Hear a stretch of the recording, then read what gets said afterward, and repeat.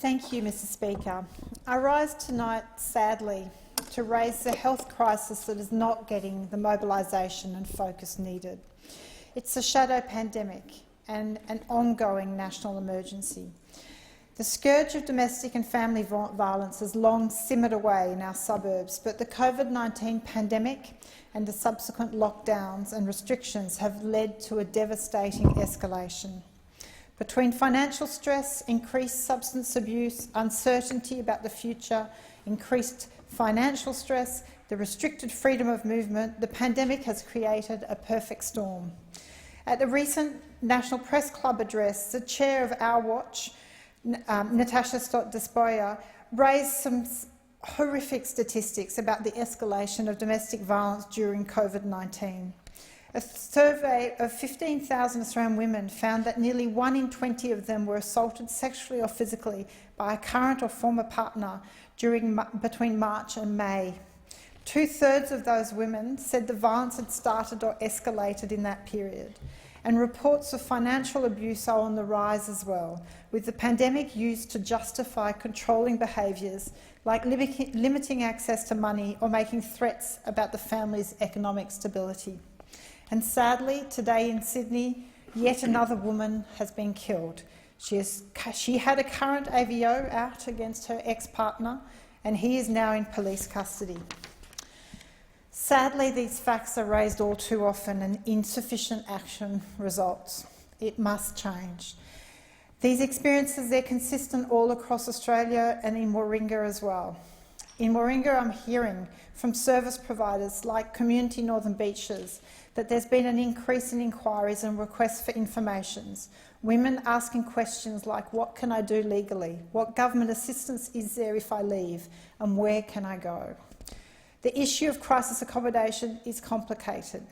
The Northern Beaches Women's Shelter had to reduce their number of available beds in order to comply with COVID-19 health guidelines.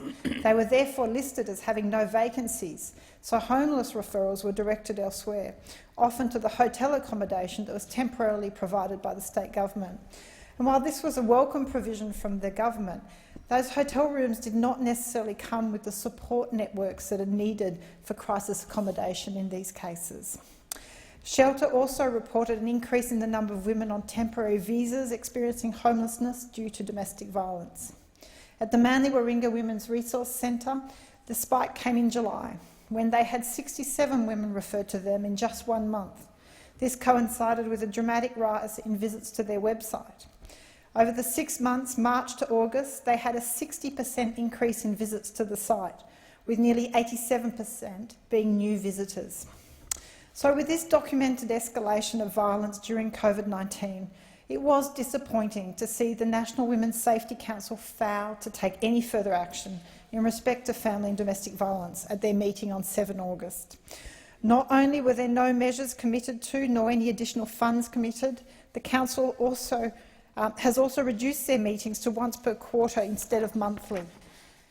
Among the sector, there's also concern about the lack of transparency about the operations of the Council and their lack of consultation with service providers.